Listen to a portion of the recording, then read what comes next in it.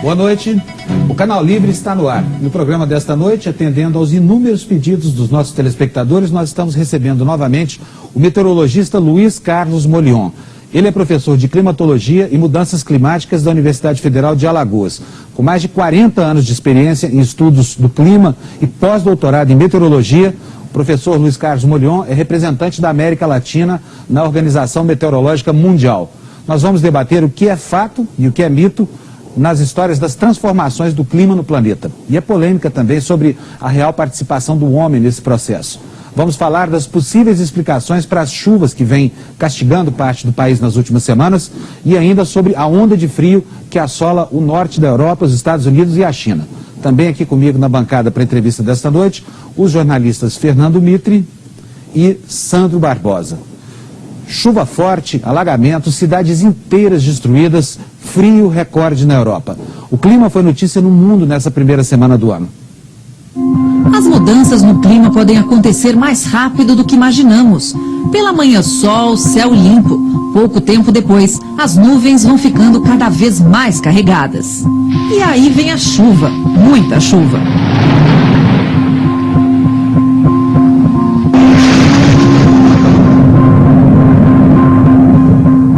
Tá louco, meu. Uma hora tá quente, outra hora tá frio, outra hora tá... Não é época de frio e de repente nós estamos com frio aqui. Ontem tava o maior calor. Ontem era chuva normal, agora qualquer chuva tá enchendo tudo, né? Nessa primeira semana do ano, a chuva virou manchete no país. Desabamentos de terra em Angra dos Reis, queda de ponte no Rio Grande do Sul e destruição quase total da cidade histórica de São Luís do Paraitinga, no interior de São Paulo. Na capital paulista, a chuva também provocou estragos. Bairros inteiros ficaram debaixo d'água. De acordo com o Instituto Nacional de Meteorologia, o segundo semestre de 2009 foi o mais chuvoso dos últimos 66 anos na cidade. Mas o clima não foi destaque apenas no Brasil. Pequim, na China, registrou na última quinta-feira a manhã mais fria em quase 40 anos e a maior nevasca desde 1951. Este trem, com mais de 1.400 passageiros, ficou preso nos paredões de neve. Os trabalhos para liberar os vagões duraram mais de 24 horas. Na Europa, a onda de frio congelou rios inteiros, paralisou trens e fechou estradas e aeroportos. O Reino Unido sofre a mais longa onda de frio em quase 30 anos. No norte da Escócia, a temperatura atingiu os 22 graus negativos. Também esta semana, o Centro de Previsão Climática do Governo dos Estados Unidos anunciou que o fenômeno conhecido como El Niño terá um forte impacto sobre os padrões do clima em 2010. O Brasil deve sentir os impactos do fenômeno, principalmente com o aumento de chuvas nas regiões sul e sudeste. Segundo especialistas, no entanto, os fenômenos recentes fazem parte da variação natural do clima e ainda é cedo para fazer uma relação direta com as mudanças climáticas. Professor Molion, boa noite, bem-vindo ao Canal Livre. A primeira pergunta é, o que é que a ação do homem sobre o ecossistema da Terra tem a ver com tudo isso que a gente acabou de ver? O homem, ele tem uma capacidade destruidora muito grande localmente. Ele é capaz de desmatar, expor os solos a altas precipitações. Com isso temos erosão, carreamento desse material para os rios, assoreamento dos rios, mudança da qualidade da água e da vida aquática. Agora, sob o ponto de vista global, Fábio, o homem não tem absolutamente nada a ver com isso. O CO2 não controla o clima local e essa variabilidade é uma variabilidade natural. Você vê que os próprios repórteres dizem, já aconteceu há 50 anos atrás, 60 anos atrás, quando nem se falava na possível interferência do homem. Então, sob o ponto de vista global, o nosso clima é controlado pela nossa fonte de energia, que é o Sol, e que tem a sua variabilidade, tem ciclos de 11 anos, ciclos de 90 anos, ciclos de 170 anos, e controlado também pelos oceanos, que cobrem 71% da superfície terrestre e são o grande reservatório de calor que controla o nosso clima. Muda a temperatura do oceano, o clima muda. Professor, para esclarecer, o senhor tem posições bem diferentes aí da maioria que predomina nessa área aí dos cientistas ambientalistas e militantes ambientalistas. O senhor está, na verdade, contestando a tese do aquecimento global, é isso? Não estamos vivendo um processo de aquecimento global. Perfeitamente. O que eu estou contestando é que esse aquecimento global, que terminou em 1998, Mitre, que foi o último ano quente que nós tivemos, esse aquecimento global não é ou não foi produzido pelo homem. O que eu digo é isso, que nós passamos por períodos, não vou chamar de ciclos, porque ciclos exigiriam tempos exatos. Passamos por períodos de aquecimento e passamos por períodos de resfriamento. É natural isso, o homem não tem nada a ver, não é produzido pelo homem, não é o CO2 que o homem libera por meio da queima de combustíveis fósseis que controla o clima. Tá? Nós já passamos por um período de resfriamento, mais ou menos no início, na metade dos anos 40, até mais ou menos 1976. Foram 30 anos em que houve um resfriamento global. Nessa época, no início dos anos 70, eu estava fazendo meu doutorado nos Estados Unidos, no estado do Wisconsin, Madison, que é um dos estados muito frios. E os cientistas diziam, e eu estava em meteorologia, veja bem, quer dizer, era o dia a dia nosso. Os meteorologistas diziam que estávamos indo para uma nova era glacial. Em 1977, o Oceano Pacífico, os oceanos da Terra, mudaram, começaram a se aquecer. Não me pergunte por quê, porque ainda nós não sabemos. E de repente o clima começou a se aquecer. E esse aquecimento entre 77 e 98 estão atribuindo ao homem pela liberação de CO2. Esse aquecimento é natural. Ele terminou em 98 e a partir de 99 nós já começamos a perceber um resfriamento global que deve durar pelos próximos 20 anos. Aquele aquecimento, então, o CO2 não tem nada a ver com ele? Absolutamente. Nós temos registros, Mitre, já de chamado paleoclima, de épocas passadas, que mostra, por exemplo, existe um artigo publicado na revista Nature, que é uma revista famosa, agora de novembro, em que os pesquisadores mostram que na Antártica, os últimos 3 interglaciais, há 130 mil, 240 mil anos atrás, 360 mil anos atrás, esses 3 últimos interglaciais foram 6 a 10 graus centígrados mais quentes do que o presente. E aí você não pode dizer que naquela época o homem interferia no clima há 130 mil, 140 mil, 240 mil, 340 mil anos atrás. E segundo as amostras dos cilindros de gelo, a concentração de CO2 era 30% menor do que hoje. Então, se hoje o CO2 está elevado e as temperaturas são mais baixas do que já ocorreram, claro está que o CO2 não controla o clima global. E nós temos visto isso. Por exemplo, esse período que eu mencionei para você, pós-guerra, 1946 até 1976, logo depois da guerra houve um boom, não é? Uma explosão.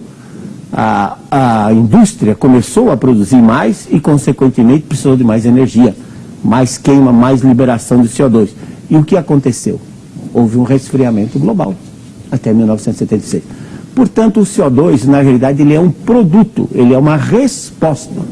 Aquece primeiro e depois o CO2 aumenta. E o grande controlador do CO2 na nossa atmosfera são os oceanos, que têm 60 vezes mais carbono do que existe na atmosfera. Professor, não há então essa relação entre o gás carbônico e o aumento da temperatura na Terra. Agora, há uma questão do gás metano. Qualquer ambientalista vai dizer, olha, a produção de gado excessiva no planeta está causando problemas para o planeta. Até que ponto a criação de gado é um problema na produção de gás metano no planeta? Está bem lembrado, Sam, porque o metano é considerado um gás 21 vezes mais poderoso do que o CO2, no que se refere ao aquecimento do planeta. O que nós verificamos? O metano ele é resultante da fermentação anaeróbia da matéria vegetal. Por exemplo, os arrozais. Colhe-se o arroz e deixa a planta imersa na água e ela começa a entrar em estado de putrefação. Outra fonte seriam os ruminantes, que comem a matéria vegetal e ficam passando de um estômago para o outro e liberam metano nesse processo. Muito bem, os arrozais continuam aumentando porque a população do mundo está aumentando e precisa comer. E os ruminantes, nós temos estatísticas melhores, mostram que eles estão aumentando 17 milhões de cabeças por ano. O Brasil já passou dos 200 milhões de cabeças de gado. O metano, nos últimos 20 anos, está estacionário. A sua concentração parou de crescer. Ao contrário, nesses últimos 10 anos, ela tem mostrado crescimento negativo. Como? Se dizem que as principais fontes são antrópicas, são um homem produzindo isso, com os arrozais e com os ruminantes, e o metano parou de crescer. Para mim, ele já chegou num nível de saturação, dadas as condições de pressão e temperatura que nós temos no planeta. Então, para cada molécula de metano que sair da vaca ou do arrozal, uma tem que entrar, por exemplo, para dentro do oceano e fica equilibrado. E pode ser que, dentro de mais alguns anos, o CO2 também entre no estágio de saturação e, por mais que se libere CO2 da atmosfera, ele vai ser, então, absorvido pelo oceano. E, repito, de nada adianta você querer controlar a concentração. De nada adianta esses protocolos de reduzir as emissões de CO2, porque o CO2 não controla o clima global. Independentemente, Mitre, da concentração de CO2... Então todos os cientistas presentes em Copenhague estavam errados. Bom, Mitre, se você olhar Copenhague, na realidade não teve discussão científica nenhuma. Ali só tinha interesses econômicos, né? Os países subdesenvolvidos querendo saber quanto levamos nessa, os países insulares dizendo, vocês fizeram isso, o nível do mar está aumentando, então quanto é que vocês vão nos pagar por esse prejuízo? E, do outro lado, os países desenvolvidos, na realidade, querendo diminuir o crescimento de países emergentes como Brasil, China, principalmente, que tem crescido numa taxa de 10% a 12% ao ano e que a cada semana inaugura uma nova termoelétrica queimando petróleo e carvão. Portanto, na realidade, o que existe por detrás disso, na minha opinião, considerando que não há evidência científica nenhuma desse processo, os interesses são meramente econômicos. Ou seja, reduzir as emissões para a maior parte dos países, considerando que a matriz energética global, 80% dela depende de petróleo, carvão mineral e gás natural, que são combustíveis fósseis. Reduzir emissões significa reduzir a geração de energia elétrica. Professor. E se reduzir a geração de energia elétrica, desculpe, Fábio, como é que vai haver crescimento? Não tem. Professor, a jornalista e apresentadora do Jornal da Band, a Tiziane Vilas Boas, preparou uma série de perguntas aqui para o senhor e nós vamos ver então qual é a primeira pergunta dela, que também é a editora de meteorologia do Jornal da Band. Professor Molion, e as cheias na região sul, a tragédia com tantas mortes em Angra dos Reis, as constantes enchentes em São Paulo, recordes de chuva no Brasil, as ilhas do Pacífico afundando com o aumento do nível do mar. Essas catástrofes naturais não têm relação com o aquecimento global? Essa variabilidade, Tiziana, é natural. Nós temos aqui um gráfico que nós trouxemos agora para vocês, fizemos recentemente, no caso da cidade de São Paulo. O telespectador pode ver aí no gráfico que pega janeiro e março, vocês veem uma coluna cor-de-rosa que indica o número de tempestades por década. Essa coluna cor-de-rosa, Tiziana, ela foi ela representa a década de 1941 a 1950. O que significa que, na realidade, na década de 41 a 50, na cidade de São Paulo, o número, a frequência de tempestades com totais pluviométricos superiores a 30 milímetros foi a maior desses 120 anos que nós temos registros na Estação da Luz. E é claro, como esses eventos, até mencionei para o Fábio, que esses eventos, eles levam aí da ordem de 25 a 30 anos resfriando, 25 a 30 anos se aquecendo, nós estamos falando então num período de 50 a 60 anos, Mitri, que é suficiente para as pessoas perderem a memória do que aconteceu. Então, para muita gente, Caraguatatuba, em 1967, é um fato vivo. A Serra das Aralhas, no Rio de Janeiro, em 1967, onde tem registro que diz que morreram cerca de 1.700 pessoas. Isso já aconteceu. Vocês mesmos, como repórteres, dizem, é a maior nevasca dos últimos 60 anos. Ora, há 60 anos atrás, o homem lançava tanto carbono assim? Eu digo para você que não. Porque quando começou a globalização propriamente dita, logo depois da Segunda Guerra Mundial, o homem lançava, em 1946, menos de 10% que o carbono. Então é o seguinte, viu, Fábio? O senhor está dizendo que chovia até mais antes do que agora, quer dizer, não está aumentando o volume de água sobre as cidades. Certo. E o senhor diz também que o homem não interferiu e não modificou em nada essas mudanças climáticas. Isso. Mas o homem então fez um estrago aqui embaixo. Ah, certamente. Porque se a mesma quantidade de chuva que antes não fazia um estrago tão grande, hoje provoca essas catástrofes aqui, quer dizer, é sinal de que o desmando aqui por baixo está terrível. É verdade, Mitri. Quando o homem tem essa capacidade, como eu disse, localmente. Isso aqui era o que era? O Planalto do Piratininga. O que tinha aqui? Floresta. Aí substituíram as florestas por asfalto. Toda a água que cai não tem para onde ir. Quando eu era garoto, morava ali na Lapa, toda vez que tinha grandes totais pluviométricos, como foi em 1951, 1955, o máximo que a gente fazia era não jogar bola, porque o rio Tietê subia e alagava as várzeas e o campo de futebol. E agora? Não tem mais água para onde ir. Né? A Anhangabaú era um riacho, está canalizado. O outro riacho ali na 23 de maio está canalizado. Quer dizer, no momento que o homem impermeabiliza a superfície, essa mesma chuva que caiu em 1943 vai produzir um estrago muito maior agora. Para o telespectador se posicionar, cada milímetro, quando a gente diz assim, no caso aí as chuvas do gráfico são superiores a 30 milímetros no total.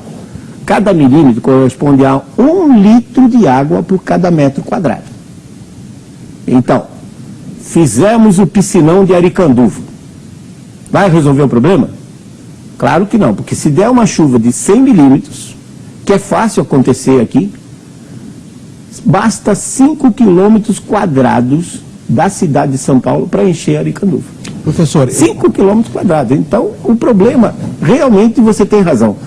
O homem tem essa capacidade de, ao mudar o meio ambiente, particularmente o solo e floresta, de evitar ou impedir que haja infiltração, e com isso nós temos esses desastres. Quer dizer, desastres como Angra dos Reis já ocorreram antes, e São Paulo vai continuar. E se a minha hipótese estiver correta, como nos próximos 20 anos nós vamos ter um resfriamento global, esse número de eventos vai ser mais frequente, porque nós vimos isso, foram mais frequentes durante o período frio de 47 a 76. Eu vou mostrar para o senhor agora, mostrar para os telespectadores o outro lado da visão teórica e através da opinião de um dos mais importantes, de uma das mais importantes autoridades em meio ambiente do Brasil, que é o físico José Goldenberg. Tudo indica que nas próximas décadas nós vamos ter um aquecimento gradual da atmosfera, e como mais energia estará concentrada na atmosfera, o que se espera é que isso se reflita em eventos climáticos extremos, tais como grandes precipitações de chuva ou secas, dependendo do lugar. Ou seja, o aquecimento da Terra vai implicar em mudanças de clima. As provas concretas se manifestam através de medidas, quer dizer, a gente mede a temperatura com termômetros, a gente mede o nível do mar, porque uma das consequências do aquecimento da atmosfera e dos oceanos é que o nível do mar sobe. O nível do mar está subindo, aproximadamente 1 centímetro por cada década. Cada 10 anos ele sobe 1 centímetro. Além disso, as geleiras na Europa estão diminuindo de tamanho e a cobertura de gelo da Antártica, no Polo Norte, efetivamente está diminuindo de uma forma dramática. Antigamente as mudanças se deviam a fatores geológicos. Por exemplo, a mudança da posição da Terra na sua órbita em torno do Sol. Isso existe, isso muda a temperatura da Terra também. Quer dizer, acontece que agora nós temos um fator novo, que é a ação do homem.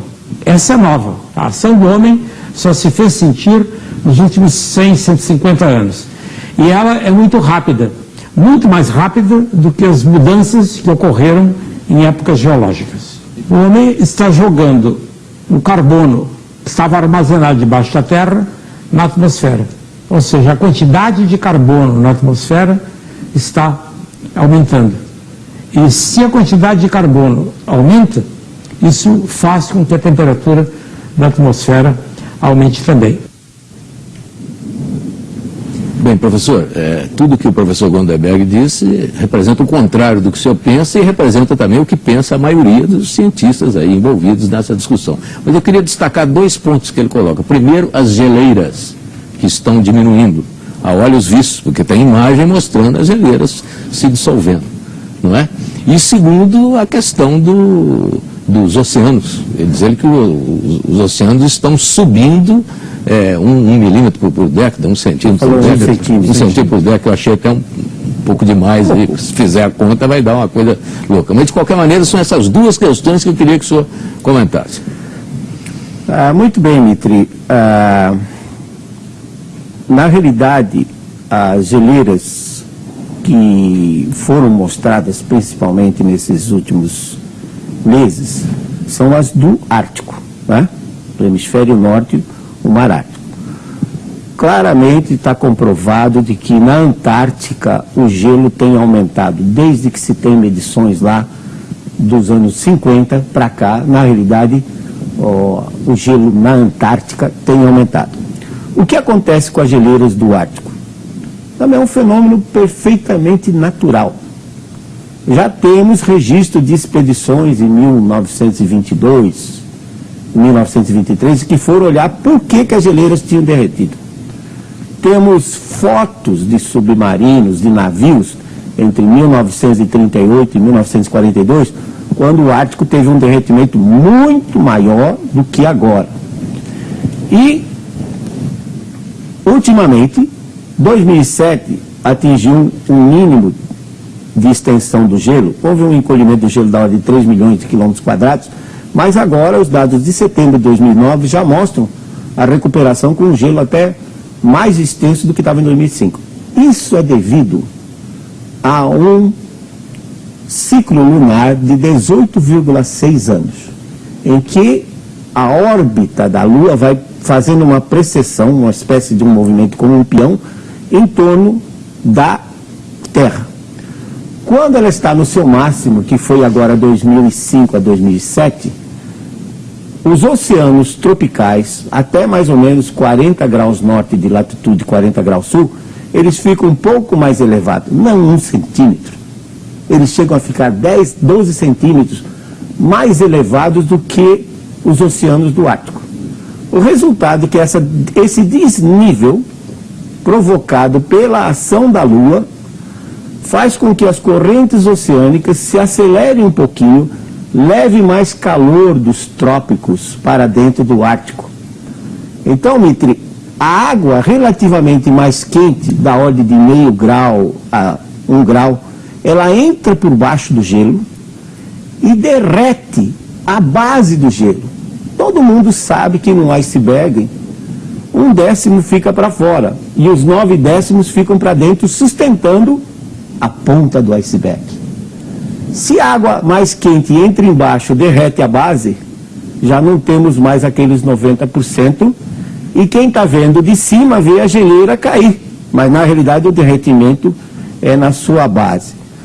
E gelo flutuante não aumenta nível do mar. O telespectador pode fazer um experimento, pegar um copo, encher até a boca, colocar um cubo de gelo, vai derramar um pouquinho, porque é aqueles 90% do volume do gelo, mas depois, no momento que o gelo derreter, não cai uma gota fora. Em 1841, o capitão James Clark Ross, foi um explorador da Antártica e da Austrália, deixou uma marca na Tasmânia, na rocha, e onde estava o nível do mar? 1841. 170 anos depois, o mar está na mesma marquinha. Realmente o nível do mar aumentou nesses últimos 10, 12 anos, não 1 centímetro, mas aumentou na taxa de 3 milímetros por ano. Então, aumentou o quê? Milímetros. Portanto, deu um aumento de 3 centímetros, 4 centímetros, que está dentro dessa variabilidade natural, Mitri, desse ciclo lunar de 18,6 anos, em que a superfície do oceano pode oscilar de até 10, 12 centímetros. 3, 4 centímetros está perfeitamente dentro. Portanto, o homem não interfere e não são as geleiras que estão derretendo e estão aumentando o nível do ar. Não existe evidência de aumento do nível do mar. Afirma que há um aquecimento global, o senhor afirmou que há um esfriamento global. Quer dizer, vai uma distância enorme entre essas duas posições. Qual é a fundamentação científica para isso? De que nós estamos, ao contrário do consenso dos cientistas, nós estamos vendo um período de esfriamento do planeta. Os indicadores climáticos, que são os grandes controladores. Mas eu vou dizer primeiro em que se baseia o aquecimento global, que eles defendem. Eles usam uma série de temperatura cujos termômetros, na realidade, hoje, na sua maioria, estão em grandes cidades. E nós sabemos que as temperaturas de grandes cidades, elas são sempre mais elevadas do que o seu entorno. É o chamado efeito de ilha de calor urbano. Isso porque, como nós estávamos dizendo, um dos grandes fatores de resfriamento da superfície terrestre é a chuva. Chove, a água evapora e no processo de evaporação retira, rouba da superfície uma quantidade enorme de calor. Mas se numa cidade a água cai, escorre e vai embora, numa cidade não tem água para evaporar e o resultado, aquela mesma radiação que chega do sol, aumenta a temperatura, porque não é usada para evaporar água. Se o termômetro está nessa cidade, então claramente ele vai, ao longo do tempo, à medida que a urbanização vai aumentando, ele vai mostrar um aumento de temperatura que é local e não global, Fábio. Isso é muito importante. É local e não global. Agora, se eu faço uma média desses termômetros, é claro que eles vão mostrar o aumento da temperatura, principalmente se termômetros, por exemplo, são retirados de regiões frias. A Rússia, depois daquela abertura econômica, Mitri, o que eles fizeram, eles acabaram com muitas das estações meteorológicas que existiam, por exemplo, na Sibéria, que sempre contribui com temperaturas baixas. Então, aquela série, na realidade, ela não representa o globo, ela representa a superfície terrestre, que, diga-se de passagem, é apenas 29% do nosso planeta. Os outros 71% são oceanos. Não entra a temperatura de oceanos nesse gráfico que eles fazem. Pois não. Professor, existe uma defesa nos países desenvolvidos de que os países em desenvolvimento não podem continuar crescendo. Eles teriam que frear esse crescimento e para evitar esse aquecimento global que eles falam. Acontece que o Japão, por exemplo, é um país superpopulado, uma população muito densa ali naquelas ilhas. A Inglaterra tem a mesma situação. São países desenvolvidos e são países que fazem parte do G7. não teria aí um jogo econômico em que eles querem dizer, olha, o resto do mundo não pode mais crescer, nós já crescemos, o resto do mundo agora cabe ao resto da população preservar o planeta? Pois é, Sandro, esse é um ponto muito interessante, né? Porque se nós não temos evidência científica, se os controladores principais do clima, que são o Sol e o calor que está nos oceanos, estão diminuindo desde esses últimos 10 anos, e toda vez que o Sol entra num período de baixa atividade, ele dura da ordem de 22, 24 anos, e os oceanos estão perdendo calor, porque hoje nós temos boias que na realidade são mergulhadoras, elas chegam até 2.000 metros de profundidade, se deslocam com a corrente marinha, depois inflam uma bexiga e vão subindo devagarinho, medindo temperatura e salinidade. Chega na superfície, transmite esses dados por satélite. Então hoje nós estamos vendo uma camada de 2.000 metros de profundidade, de espessura, perdendo calor. Não me pergunte por quê, que ainda nós não sabemos por quê que os oceanos estão perdendo calor. São dados medidos, isso não sai de modelo nenhum, não. São dados medidos que mostram que os oceanos estão esfriando, que mostram que o Sol está um mínimo de atividade. Agora, professor, isso vai levar a um resfriamento global. Mas só completando então o que o Sandro perguntou, eu não tenho que afirmar mais nada. Eu acho que o que você colocou está correto. Existem países desenvolvidos, alguns dos quais, como a Inglaterra, estão aí há 1000 anos dominando o mundo. Só que esses países não têm mais recursos naturais, não têm mais recursos energéticos. Esses países não querem perder a hegemonia que eles têm. Por outro lado, existem países que estão ameaçando essa hegemonia. Antigamente era só G7, hoje já fazem uma concessãozinha com G20. Yeah. Né? Tem a China, por exemplo, crescendo 10% a 12%. A cada semana a China inaugura uma nova termoelétrica.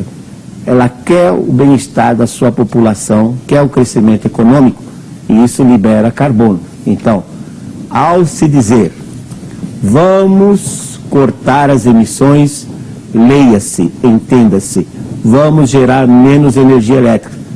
Para os outros, né, Sandro? O meu tem que ficar aqui. Mas a China em Copenhague até que apresentou um projeto bastante inteligente, porque é um projeto que busca a preservação do planeta, mas adequado a um processo de crescimento econômico deles. Então ali tem um pragmatismo bastante saudável, me pareceu, que atende os dois lados.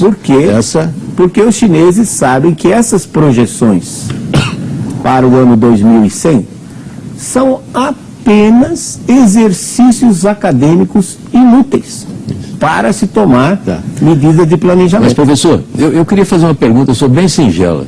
Qual é o argumento a favor do aquecimento global que o senhor considera mais sério e como o senhor contesta?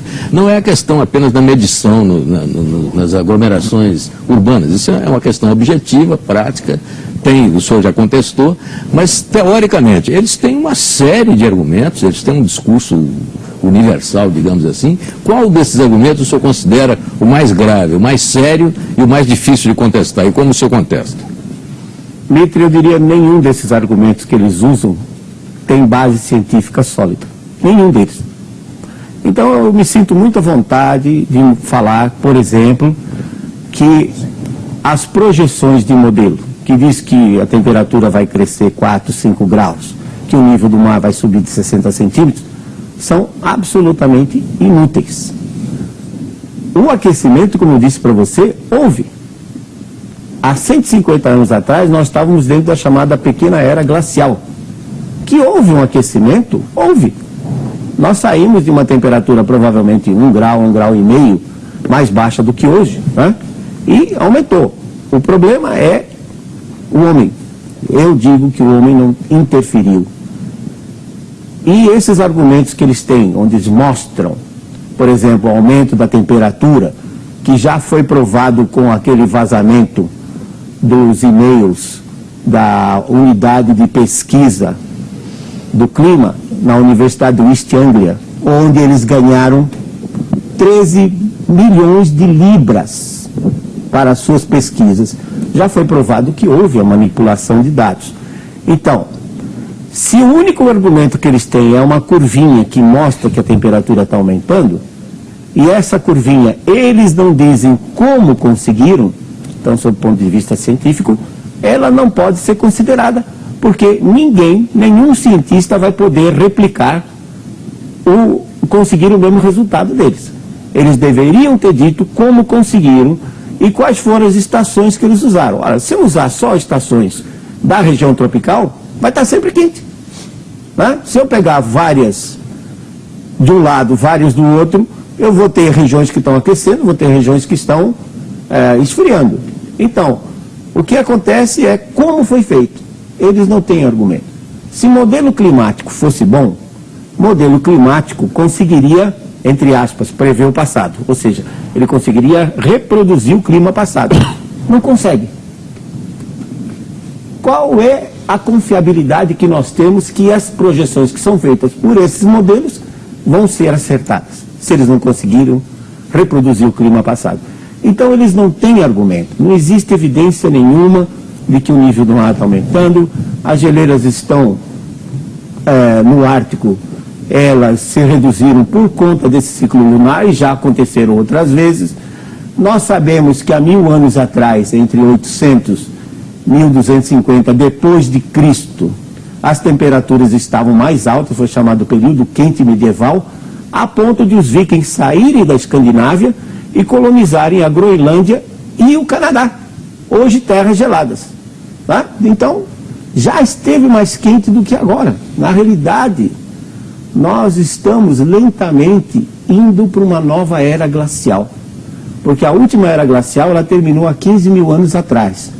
E pela história que nós temos, os interglaciais duram da ordem de 10 a 12 mil anos. Nós já estamos jogando a prorrogação. Professor. Então, certamente, inevitavelmente, a longo prazo, subindo um pouquinho, descendo, subindo e descendo a temperatura, nós vamos para uma nova era. Professor, nós vamos então ver a segunda pergunta que a apresentadora do Jornal da Band, Tiziana Vilas Boas, que também é a nossa editora de meteorologia, preparou para o senhor. Agora eu queria saber sobre os efeitos para o planeta do resfriamento da Terra, porque eu imagino que seja tão maléfico para o clima, principalmente para a agricultura, quanto o aquecimento, já que o regime de chuvas seria totalmente modificado. Para chover, precisa de calor e umidade. Muito bem. Realmente, eu, pessoalmente, sou favorável ao aquecimento. Tá? Mas nós estamos discutindo o que vai acontecer. O senhor acha o CO2 o gás da vida e é a favor do aquecimento. Exatamente. Embora esteja resfriando. Totalmente contrário. Lamentavelmente, os indicadores climáticos mostram que vai haver um resfriamento. Bom, eu não quero inventar nada, não quero dizer que estou tirando esses números de modelos. Eu quero simplesmente fazer uma projeção baseada no clima passado. O que foi que nós observamos entre 1947 e 76, quando houve o último resfriamento global? São dados que estão à disposição de quem quiser ver. O que nós tivemos? Muito bem, nós tivemos primaveras no sul, com chuvas intensas, tempestades, nesse período que resfriou. Tivemos, como foi mostrado aí no gráfico, na região de São Paulo, uma frequência de tempestades acima de 30 milímetros muito maior, o que é ruim. E tivemos invernos muito mais rigorosos no sul e sudeste. Para vocês terem uma ideia,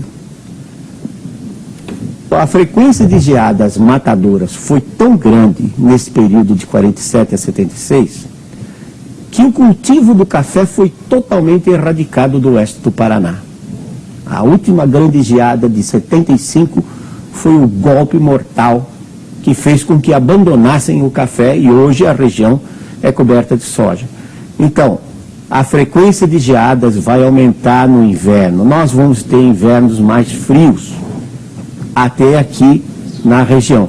Eu lamento dizer, a história da humanidade mostra que toda vez que esfria é ruim para nós.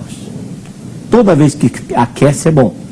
Toda a humanidade, ela está concentrada nesse último interglacial que começou há 15 mil anos atrás.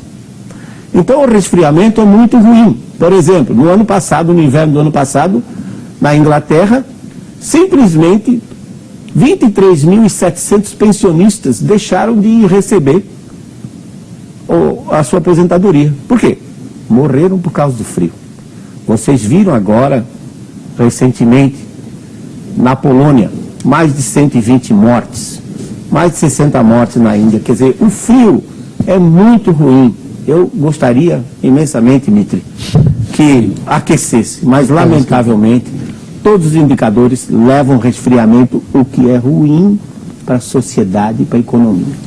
E nós não estamos nos preparando para isso. Esse que é o ponto principal. O Canal Livre vai fazer mais uma parada, rapidinho, a gente volta daqui a pouco, logo depois do intervalo.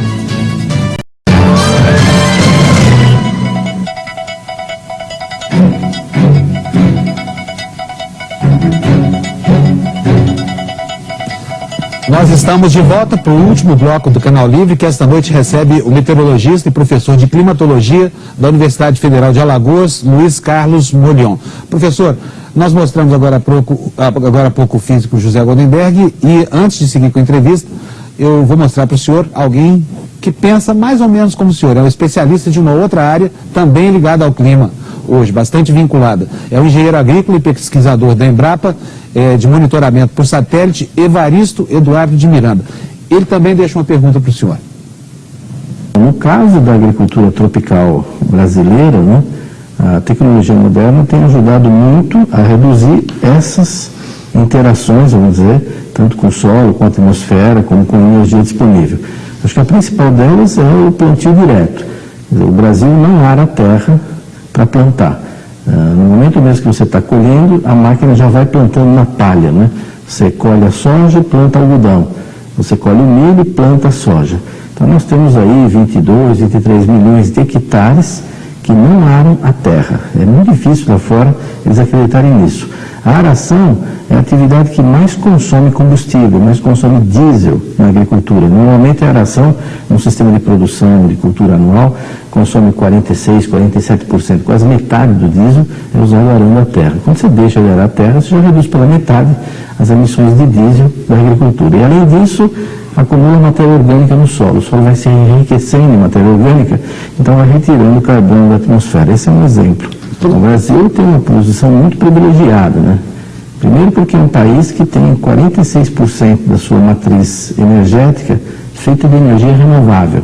A média mundial é 12, 13 e a média dos países desenvolvidos é 6. Quer dizer, 94% da energia que eles usam não é renovável. Quer dizer, causam emissões. No caso do Brasil, 46, 47% é renovável. E a agricultura contribui com praticamente 29% desses 46%. Hoje a cana-de-açúcar gera mais energia na nossa matriz energética, juntando o etanol, mais a cogeração de energia elétrica, etc., ela gera mais energia do que as hidrelétricas. As hidrelétricas contribuem com 14% na nossa matriz energética e a cana já contribui com 16%.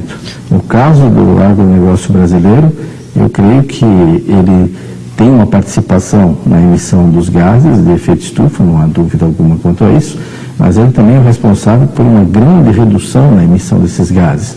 Ao fornecer o etanol, que é um combustível renovável para todos os automóveis do Brasil, é uma redução gigantesca de gasolina e de combustível fóssil que a gente estaria queimando se não tivesse essa produção de etanol.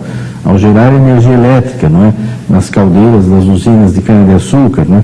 Ô, Molion, está sendo divulgado neste final de semana, nesses dias, o resultado de todo um estudo científico feito pelos pesquisadores brasileiros que estão lá na base de Comandante Ferraz, na Antártica. E esse estudo do clima, que teve até expedições no centro da Antártica, etc., é surpreendente que eles mostram que, segundo os dados deles, o clima não está esquentando na Antártica, o clima está esfriando. Está esfriando aí 0,6 graus a cada década. O senhor poderia fazer algum comentário sobre isso? Bom, realmente não tem muito o que adicionar ao que o Evaristo fez. Ele fez um comentário mostrando que, na realidade, a agricultura brasileira ela não interfere no clima global, e nós falamos isso sobre o caso, por exemplo, do metano, né, pecuária. E é verdade, o Dr. Alberto Setzer, do INPE, tem um site que pode ser acessado, onde mostram as temperaturas, e mostra, por exemplo, que o inverno passado foi um dos piores, mostrando claramente que há um resfriamento na Antártica. Não só isso, não só os dados do INPE, mas também os dados da Antártica como um todo, de várias estações da Antártica, várias estações meteorológicas, mostram que, na realidade, a temperatura na Antártica está diminuindo. A exceção que ocorreu foi na Península Antártica, que a plataforma Larsen, na realidade, ela derreteu por conta da corrente circumpolar, está um pouco mais aquecida e, como nós já dissemos antes, a água entra por debaixo do gelo flutuante e a plataforma Larsen derreteu. Mas as temperaturas na Antártica estão diminuindo e os próprios dados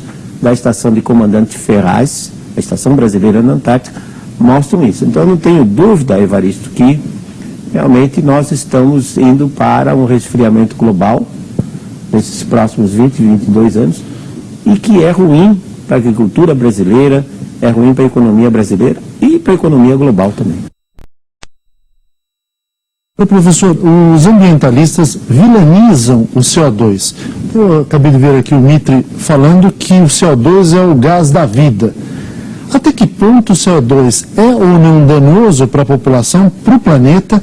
E qual a importância desse tão divulgado trabalho de sequestro de carbono? Pois é, Sandro, realmente o CO2 é o gás da vida. A gente aprendeu isso na escola, que o ser humano e os animais não produzem o alimento que consomem. Quem o faz são as plantas, retirando o CO2 da atmosfera, através do processo de fotossíntese, produzem amidos, açúcares e fibras, né? E nós os alimentamos disso. Portanto, chamar o CO2 de poluente, chamar o CO2 de vilão, isso aí é absolutamente ridículo, vai contra tudo. E, novamente, eu digo para você, o CO2 não controla o clima global. Então, sequestro de carbono, que vai implicar em milhões de dólares, redução de carbono, que vai afetar a geração de energia elétrica e vai afetar a economia, principalmente dos países em desenvolvimento, aumentando as desigualdades sociais que existem no mundo, de nada adiantará. Absolutamente nada adiantará. Se tivesse saído alguma meta da COP15, da Conferência de Copenhague, que fosse 20%, 50%, não vai interferir absolutamente na marcha do clima. Vai haver um resfriamento, haja ou não aumento de CO2, porque o CO2 não controla. Então, na minha opinião, Sandro, isso virou apenas uma moeda de troca. Só isso. Conclusão, aquecer ou resfriar é um fenômeno que independe da ação do homem, é isso que o senhor quer dizer? Independe da ação do homem, independe do CO2 e é devido à variação dos grandes controladores climáticos, como o Sol, os oceanos. Não estão sob o controle humano. Que não estão sob o nosso Professor, controle. O senhor fez recentemente uma declaração que me chamou muita atenção. O senhor acha que o Nordeste pode ser o Nordeste brasileiro pode ser transformado num grande pomar. Eu queria que o senhor desse esse caminho. Não só isso, Mitre, como você viu o Evaristo dizer que colhe-se apenas uma safra de soja no Centro-Oeste, quando na realidade nós poderíamos colher pelo menos 2 safras por ano na mesma região, já que nós não temos a limitação de temperatura que os outros países produtores têm no inverno, a temperatura é baixa e não dá para produzir. Nós não temos água na estação seca. Não. Fábio, aí é diferente. Água nós temos. Na sua Brasília não chove de abril a outubro, mas tem água. Tem aquífero Guarani, água subterrânea. Além né? da água subterrânea, tem grandes rios como Araguaia, como Tocantins. Basta irrigar, Mitre. Esse é o ponto do Nordeste. Para você produzir fruta, você precisa de radiação solar, que é o que não falta lá. Então, bastaria irrigar. Bom, quando eu perguntei para os agricultores de Luiz Eduardo Magalhães, no oeste da Bahia, por que eles não tinham uma segunda safra de soja? Se tecnicamente era algo inviável. Disseram, não tem porque não tem água. Eu disse, não tem chuva. É verdade, tem água, não tem chuva. Mas por que não irriga? Porque custa caro, a eletricidade é cara, a energia elétrica é cara.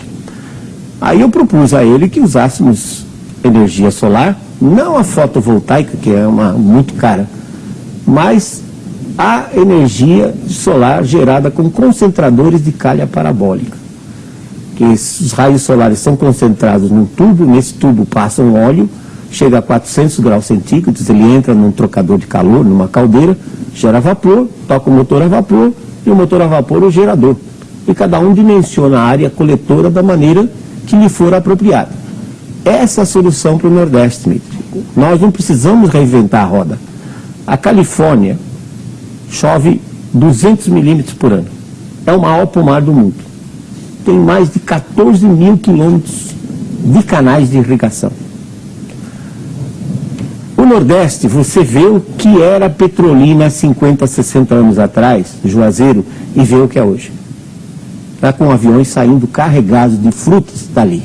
Mudou completamente a economia da região. Quando você quer produzir fruta, você reza para não chover.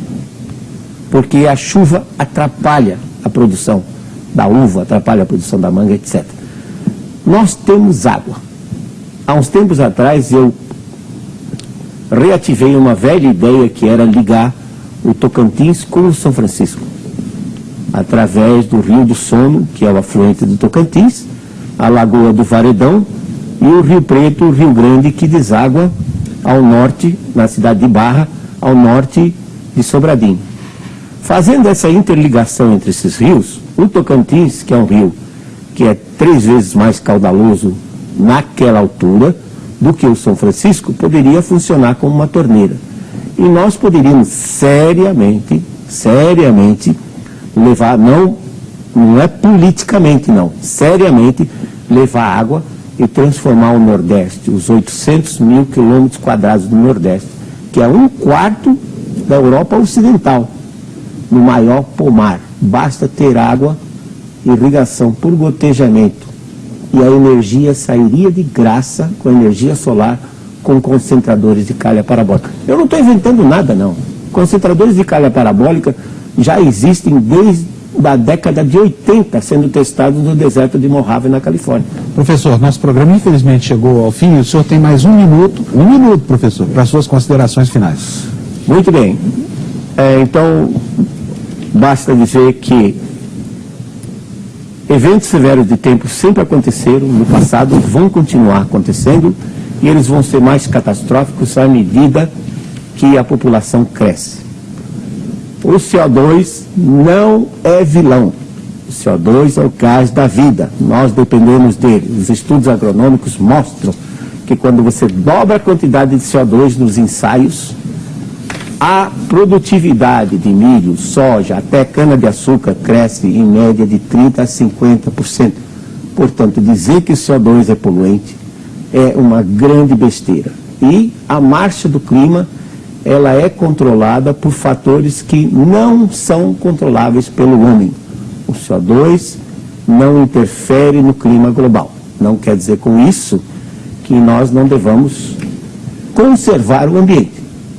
À medida que a população cresce, a conservação ambiental é importante, a mudança de hábito de consumo é importante. Se nós pudermos economizar água, energia, tudo isso ajuda a gente a ter uma vida mais fácil. Mas, de qualquer forma, independente se esfrie ou não, a conservação ambiental é importante. Bem, o Canal Livre de hoje fica por aqui. Nós agradecemos, então, a presença do professor Luiz Carlos Molion no programa. A todos vocês, muito obrigado pela audiência, uma ótima semana e até o domingo que vem. Até lá.